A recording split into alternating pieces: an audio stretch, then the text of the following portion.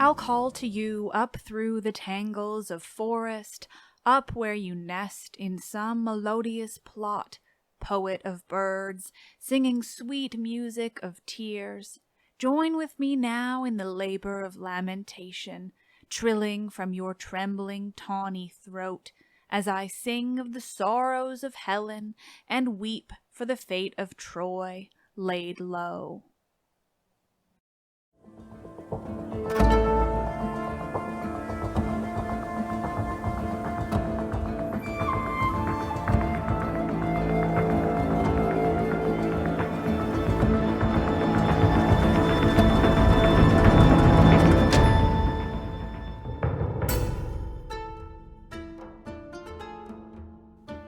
Oh, hi, hello, welcome. This is Let's Talk About Myths, baby.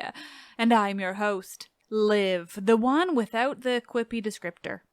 That was a quote from the chorus in their first real ode of the play, their first song that doesn't come for over 1,100 lines. What a weird work of art. Well, today we're finally, tragically, coming to the end of Euripides' Helen.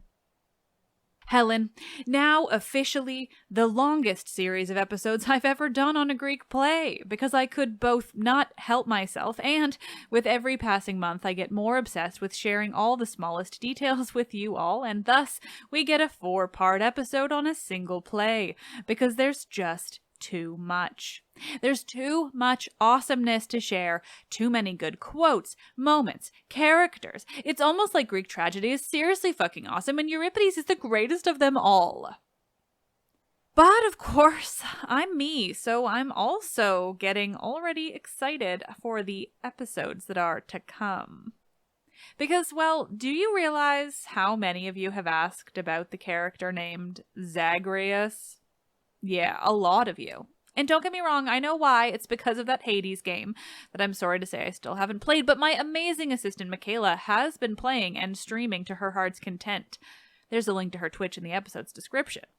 But what have I always said about Zagreus every time you've asked? That I know absolutely nothing about him because he's part of this bizarre and fragmentary and not nearly as popular tradition of mythology in ancient Greek culture and tradition called the Orphic tradition, based on the Orphic hymns. That's right. Later this month, I'm finally going to touch upon the Orphic tradition on the podcast, including diving back into the most famous and not Orphic tradition-specific story of Orpheus, the origin of it all. That time he tried to save his wife from the underworld. But that's for next week. This week, Euripides, Helen. And where did we last leave that incredible woman, that unique human whose story has been changed and adapted, shifted and morphed, transformed and skewed? Synonyms, whose story has been literally everything and nothing all at once. Well, Helen is in Egypt, and actually has been in Egypt throughout the entire 10 years of the Trojan War and another 7 years after it ended. All that time there was a creature in her place, a divine idea, a ghost, almost, an eidolon. Helen, in Egypt, had a fine time until the king who helped her, Proteus, died and his son, Theoclymenus, took over. Theoclymenus wants to marry Helen, which is a kind word given she wants nothing to do with him and is intent on waiting for her husband, Menelaus. Theoclymenus is a shit, but he has a pretty okay sister named Theonoe, who's a prophet herself. It's quite the family. Menelaus, Helen's husband, and the guy in the Trojan War that I've spent 5 years hating and now have to wrap my head around liking? He arrived on the shores of Egypt, shipwrecked, with some of his crew and, for a time, the eidolon of Helen. But when he ran into the real Helen outside of Proteus's grave, the eidolon Helen took that as her cue to finally say goodbye. She drifted up to the clouds, but not before she gave a speech explaining that she was brought by the gods all along and was never the real Helen to begin with. Now, this couple who seriously love each other and are so happy to be back together have to figure out a way to escape Egypt. But fortunately for them, Helen is smart and competent as fuck, something that Menelaus lacks, even if he does love his wife, and isn't that refreshing in itself. Helen decides that what they'll do is, Helen will go inside the palace and cut her hair, change her clothes, she'll transform herself into a wife in mourning. Menelaus will be disguised, just look a little less shipwrecked than he already does, maybe put on some clothes and armor. It's up to the imagination just how clothed Menelaus has been this entire time, but it's safe to say he wasn't wearing much. They'll both change, and in Helen's grief-stricken disguise, she'll convince Theoclymenus that she's been given the news of her husband's death, that now she must give him a rightful funeral, and that must take place on the sea. She needs a boat from him. Menelaus will be the man who told her, this lone survivor of Menelaus's crew, just another Greek, there to give the bad news. With all of that decided, Helen leaves the stage and the chorus sings of war, of mortals, of dealing with the gods. And then Theoclymenus joins the stage. This first introduction to this character, we are not a fan of Theoclymenus. He's a bit, well, you'll see.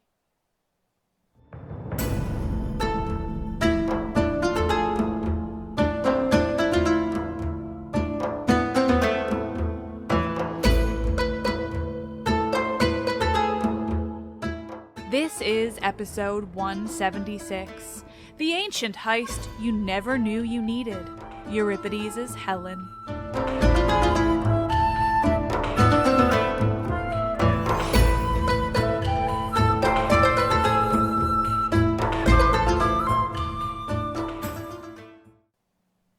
Theoclymenus joins the chorus on the stage at the entrance to his palace where he's placed his father, Proteus's tomb, so that he can see it whenever he comes or goes.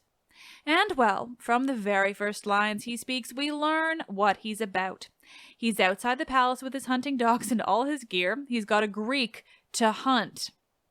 He says that he's learned from past mistakes where he didn't always punish people with death, and he's going to make up for it. He's heard there's a Greek in town, and that Greek must die.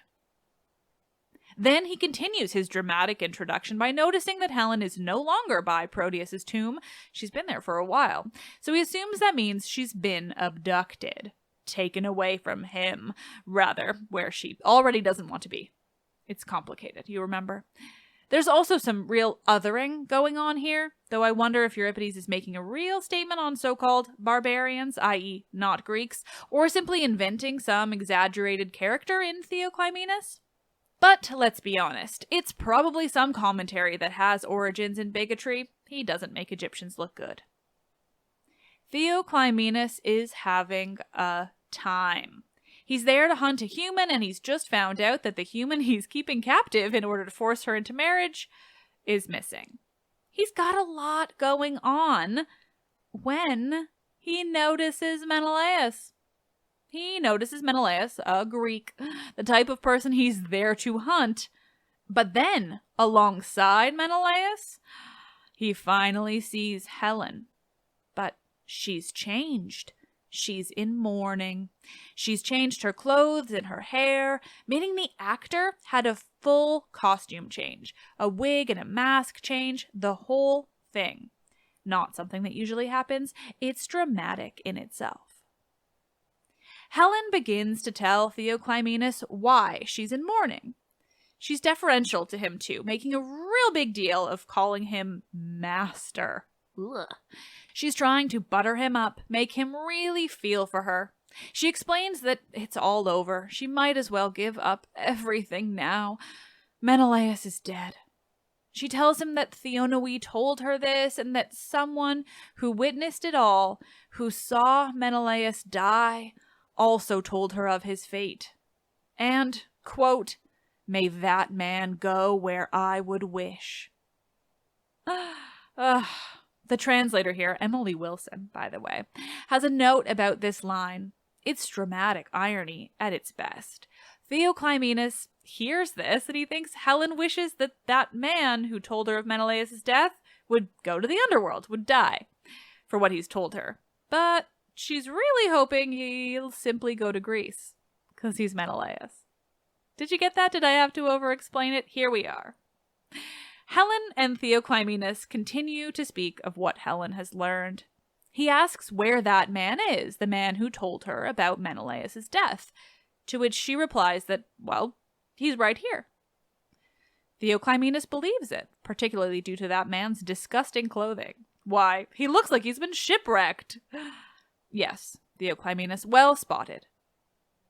Here, I like to consider what exactly Menelaus looks like, where he's obviously been shipwrecked. There was a tweet going around a while back that was basically like he rolls up to his long-lost wife wearing nothing but a fishnet. And frankly, I'm here for it. At least with this Menelaus. Helen explains to Theoclymenus how it was that Menelaus died. Quote, "A dreadful death beneath the salty waves." They speak of this wreck, of how this man, this Greek, Menelaus, who's pretending not to be Menelaus, survived the wreckage when no one else did. They were wrecked in the Libyan Sea, she explains, and this man who brought her the news was simply lucky. Sometimes it's all down to luck. Theoclymenus really grills her on the details here, asking how this man arrived in Egypt, where the fragments of the ship are. He asks about the Eidolon, what's happened to her. They speak of the fall of Troy, all for nothing. It's lengthy, this discussion between the two, but what it serves to show is just how prepared Helen is for this line of questioning. She is the mastermind of the whole plot. Menelaus is just kind of there, a body serving a purpose. But the woman has all the smarts, all the cunning. She's handling the whole damn thing, and it's awesome. Finally, they get to the question of burial. Did this man, this survivor, did he bury Menelaus? Theoclymenus asks her. No, she tells him. It's horrible. He's not been buried at all. And this is why you're in mourning? He asks her. He seems to think that now Menelaus is confirmed dead, that Helen's entire opinion on everything should change. There's no need to mourn your dead husband. She's got the king of Egypt right here. But no, Helen presses. She is in mourning. She loved her husband. This exchange between Helen and Theoclymenus is really something. He's a lot, this guy. She tells him that she intends to stay true to her husband, to which he replies, quote, "Why do you tease me? He's dead. Let him go." He seems to actually believe she'll just want to marry him now, that all that stood in the way was Menelaus, and not, say, the fact that he was trying to force her and that she didn't actually care for him at all. But whatever, I guess. It makes Helen's plan all the more simple. Fine, she says. Begin the wedding plans then, but on one condition. You have to let me bury my husband.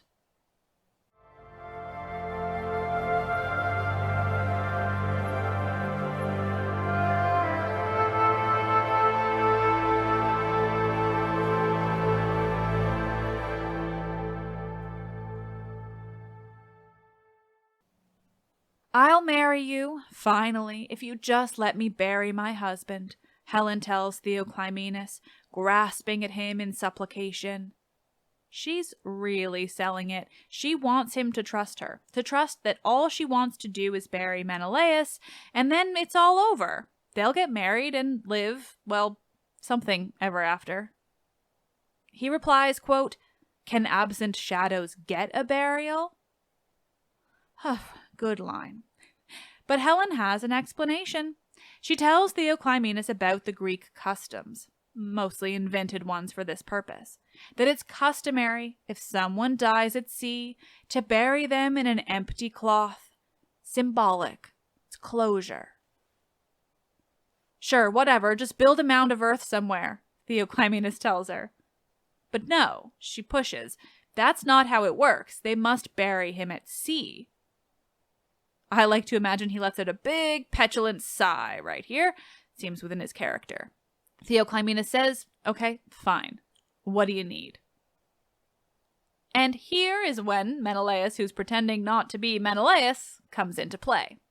Helen directs Theoclymenus to him, saying that she doesn't know everything they need. It's her first loss.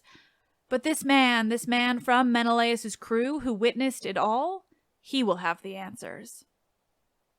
And so Menelaus, who's pretending not to be Menelaus, explains, basically having the chance to get everything he needs to make their escape happen. Just handed to him.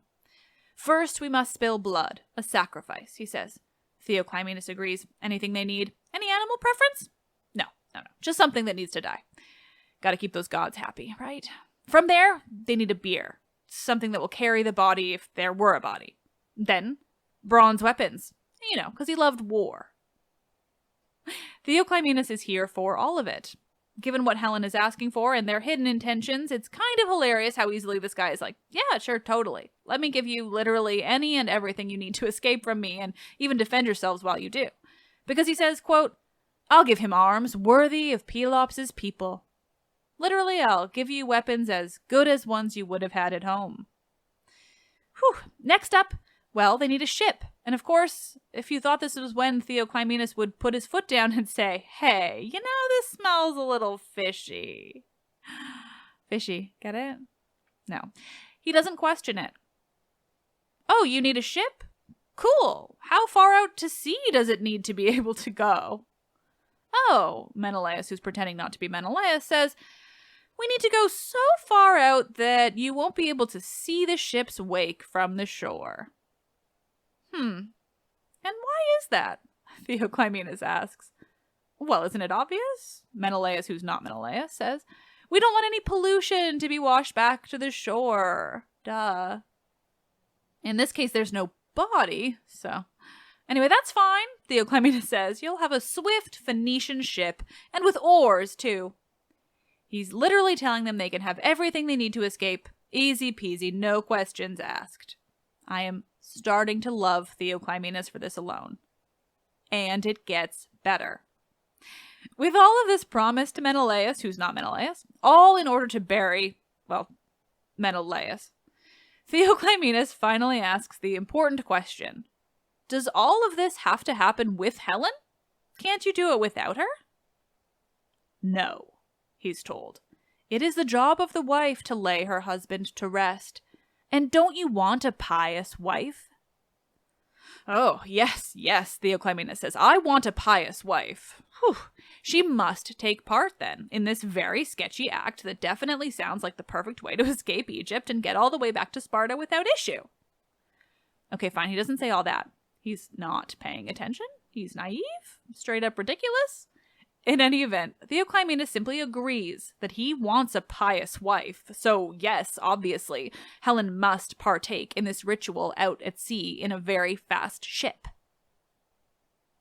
And for good measure, he promises Menelaus, who's pretending not to be Menelaus, that he'll be given new clothes and food for his journey home, all in thanks for having helped Helen, and thus helped Theoclymenus. And finally, to cap it all off, Menelaus now turns to Helen, once Theoclymenus has promised all of this, and he says, quote, your job, young lady, is to let go the husband who isn't here and love the one who is. Good one, Menelaus, who's pretending not to be Menelaus. You're charming as fuck. Not so subtle, though.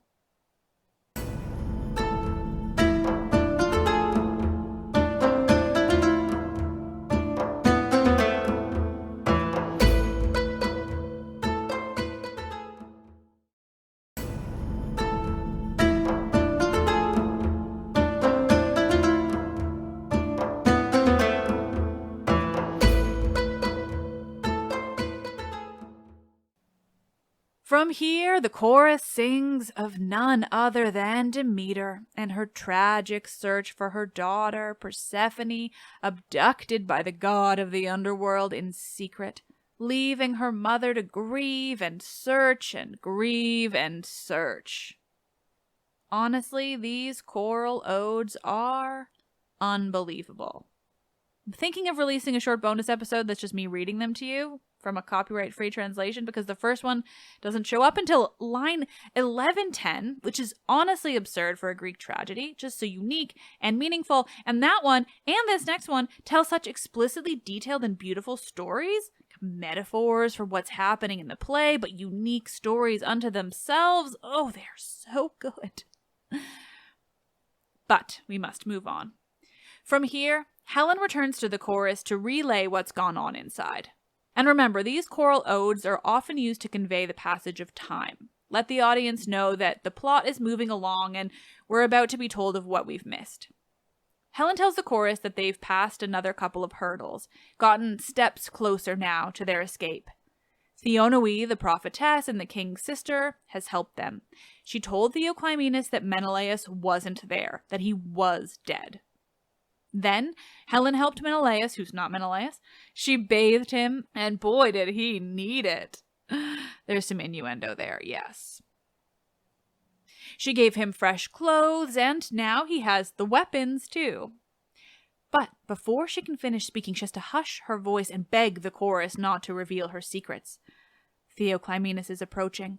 She tells the chorus, who are enslaved Greek women themselves, that if they help her now and keep quiet, she and Menelaus will escape and save the women too. Someday. Yes, she uses the word someday. They're definitely an afterthought here. But such is the role of the chorus. They're there to move the plot along. We can't think too much about, well, the real people they're portraying. Plus, Theoclymenus is back on the stage, and he's there to, just briefly, attempt to fuck things up for Helen and Menelaus. See, he's concerned. He's concerned that if she goes on the ship to mourn her husband and to pay her respects as they've planned, that, quote, I'm afraid you'll get the sudden urge to hurl yourself into the swelling waves, struck by affection for your former husband. You mourn too much for him, though he's not here. Love the idea that she could instead mourn for him if he were there. Like, that he is dead or supposedly dead is kind of the point of the mourning. But not to worry, Helen's there to reassure him. Helen is incredibly, wonderfully good at convincing Theoclymenus of everything he needs to hear in order to let them escape. I love her.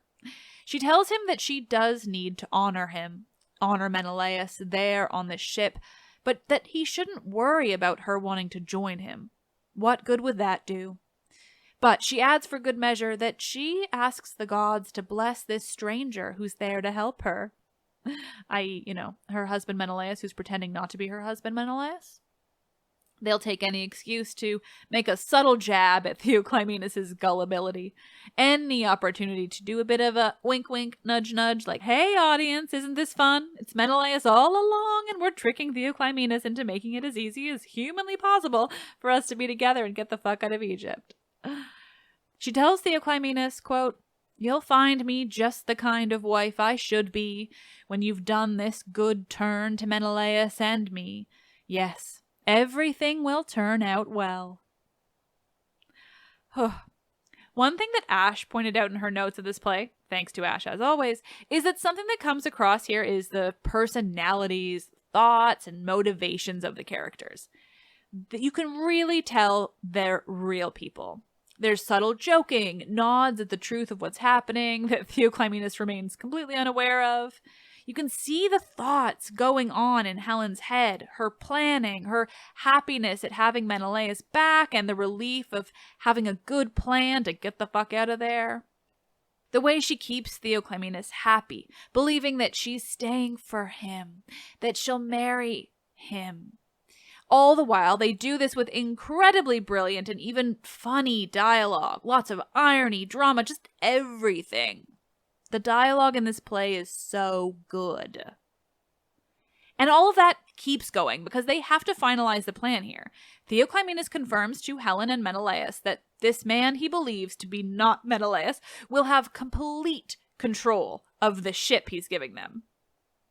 Complete control. Helen asks that he confirm, double confirm even, that all of the crew of the ship knows to obey this man without question. They're really covering all their bases here, and Theoclymenus is making it seriously easy. He is a very trusting man. which is odd, given he's been given no indication that Helen has any affection for him. But then I guess that's the power of Helen's beauty, isn't it? He even promises, quote, "I'll be as good a husband as your first." If we didn't know that he had been pursuing Helen against her will, that she'd been forced to run and hide from him, I'd almost feel for the guy. Theoclymenus begins to direct his servants to prepare for the wedding, to bring gifts to the palace, to tell all of Egypt to begin the celebrations. Their king is getting married. Quote, "May our marriage be admired and envied." And then he says to Menelaus, who's not Menelaus, quote, "And stranger, when you've gone to give these gifts to Helen's former husband, deep in ocean, then take my wife and hurry her back home. You are invited to my wedding feast. Then you may go back home or stay with pleasure." He says, "Take my wife." Turns out all it took was Helen agreeing to marry him, and now he suddenly doesn't hate all Greeks after all. Menelaus makes a final call to the gods for luck, for help in escaping, just a plea to, for once, have things go all right for them. And with that, he leaves with Helen. They're off to perform the funeral rites for Menelaus. Or rather, they're off to make their escape from Egypt with all that Theoclymenus has given them. And he's given them a lot. And so the chorus sings.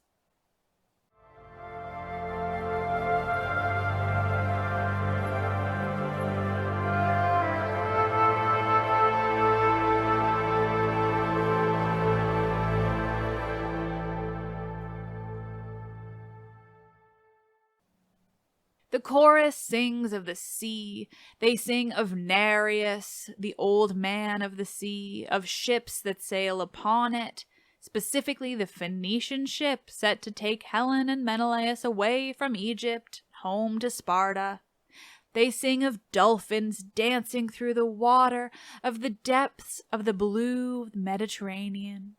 They sing of Helen returning home to Sparta, of all the celebrations that will take place, of returning to their daughter Hermione, and finally they sing of Helen's brothers, the Dioscuri, the twins, Castor and Polydeuces, the twins that make their home on Olympus now, with the gods, among the gods, as deities themselves.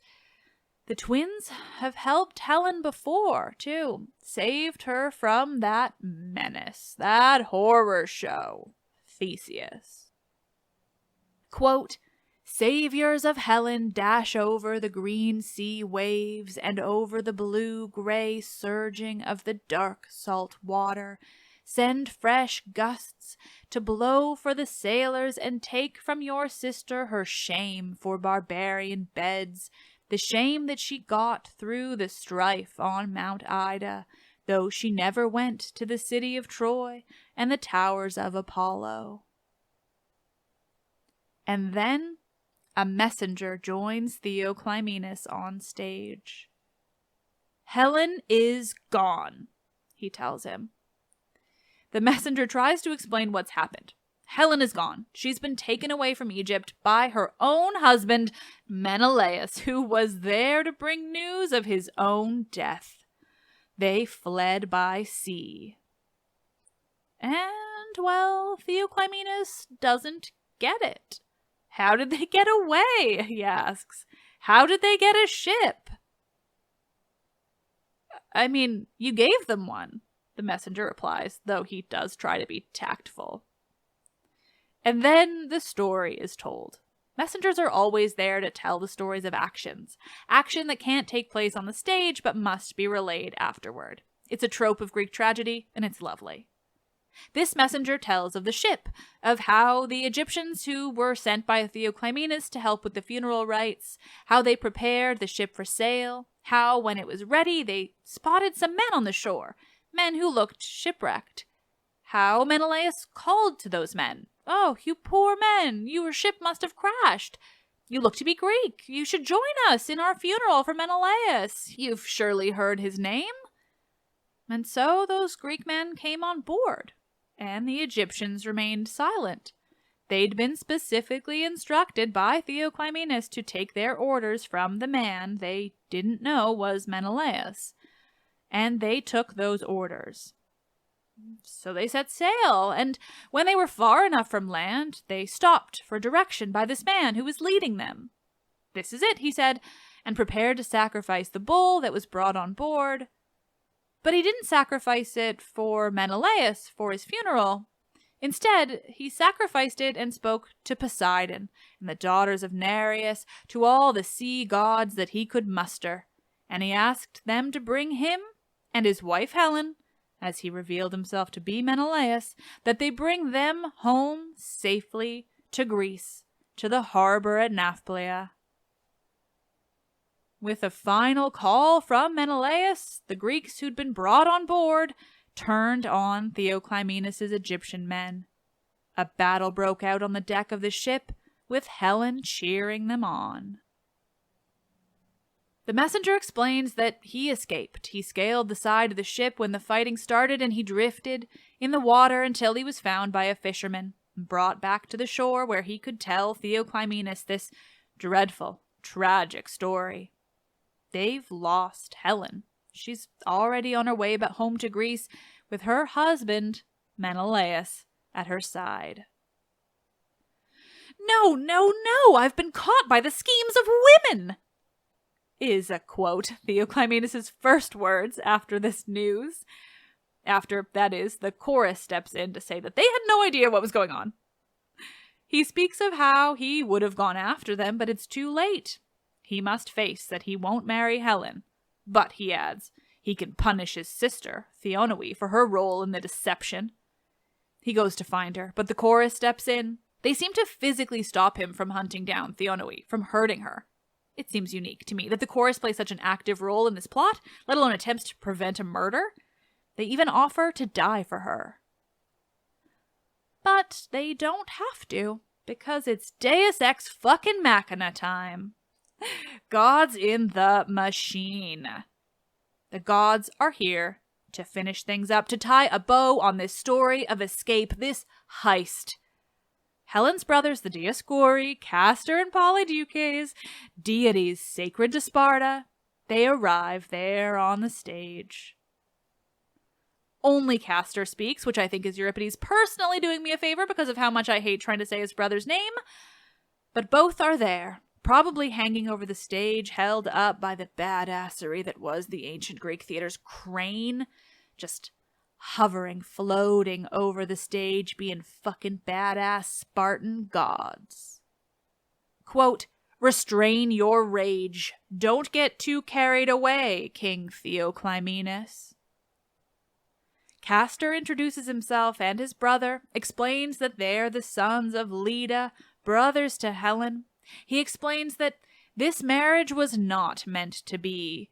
It wasn't in the cards. That Theonoe isn't to blame. She didn't wrong you. She only did what was right. What your own father Proteus agreed to when Helen arrived on Egyptian shores 17 years earlier. It was all destiny, Castor tells Theoclymenus. Then they speak to Helen, wherever she is on the waves of the sea, sailing off. They tell her that they will be there alongside her for her journey, to keep her safe and make sure she and Menelaus do return home to Sparta, safe and sound. They tell her that in the end she too will be a goddess, so says Zeus himself, and that even Menelaus will be allowed to live in the islands of the blessed, where the heroes go when they die. Quote, "The gods do not despise those who are noble, although they suffer more than the masses do." Theoclymenus responds. He's been convinced by these gods. He tells them that he will accept that he isn't to marry Helen, that he isn't still angry even with his own sister. And then, for good measure, he once again announces how perfect and chaste Helen is, because for all her strength and personality, this play is about her chastity, how she held on and waited for her husband to return, how she stayed true. The last lines of the play are by the chorus. Quote, "Spirits take on many forms, and gods create a multitude of surprises. Things we expect don't come to pass, and gods find ways towards the unexpected. That's how this story went."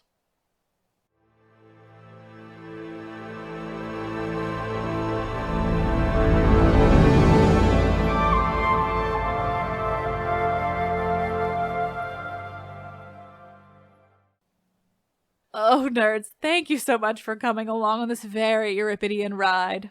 Fucking Euripides, fucking Greek tragedy, fucking Helen. I could go on, but I must stop for all our sakes. Gotta keep the show fresh, I suppose. But if it were up to me at this point, it would just be a Euripides show. This play is so interesting on so many different levels. It's explicitly about Helen being a good woman, a pure woman who waits for her husband, who loves her husband and stays true to him. But it's also about the horrors of war. And what I'm interested in is it's about a strong woman who saves herself. Like, Menelaus may arrive just in time, but he doesn't rescue Helen. He's just there to help. He's the sidekick. Helen rescues Helen. And she rescues Menelaus, for that matter. It's all her plan, her idea. It's she who convinces Theoclymenus. It's all Helen. It's all about the brilliance and devotion of this woman who is most famous for being silent and demure while a horror show of a war is raging in her name. A woman who famously is without agency in every other source, who everything happens to and because of. And now, suddenly, here's Euripides to take all that back and turn Helen into a completely different and spellbindingly unique character. Fuck, I love this play. As always with these plays, huge thanks to Ash Strain for their research. She is always so immensely helpful and puts so much work and detail into their notes. I'm so appreciative. Also, one thing I realize I haven't actually said out loud, though it's been in the episode's descriptions, is that I've been working off a translation by none other than Emily Wilson. You remember Emily Wilson of the absolutely incredible translation of the Odyssey? Yeah, she's seriously good, and I've been absolutely obsessed with this translation throughout. It's so readable and accessible while also being so poetic and beautiful. Highly recommend. It's found in this big collection just called The Greek Plays, published by the Modern Library. It's awesome, and there are a number of her translations in there, among other great ones. If you're looking for just like one book of Greek plays, this is it. I'm also happy to say that on Friday, you're going to have a conversation episode about this amazing play. I spoke with C.W. Marshall, who literally wrote the book on Euripides' Helen. We talked back in April before I'd even read the play, and the conversation is basically why I knew I had to read it and cover it on the show. Little did I know that it would be 4 episodes because I am ridiculous. Anyway, we had such a good time, and I learned so much about the background and context of this play, all the different bits and pieces, Euripides broadly, including some interesting details about his fragmentary play too, the Andromeda, which was produced alongside the Helen. Fascinating stuff. I just know you guys are going to love that episode. There's so much to learn about the production and background of Greek tragedy. So much that I don't know remotely enough about, so I'm always thrilled to have these amazing scholars on to share their knowledge. Stay tuned for that. Let's Talk About Myths, Baby is written and produced by me, Liv Albert. Michaela Smith is the Hermes to my Olympians and handles so many podcast-related things, from running the YouTube to creating promotional images and videos, to editing and research, and so much more. Stephanie Foley works to transcribe the podcast for YouTube captions and accessibility. The podcast is hosted and monetized by Acast. Thank you all so much. I am Liv, and I love this shit.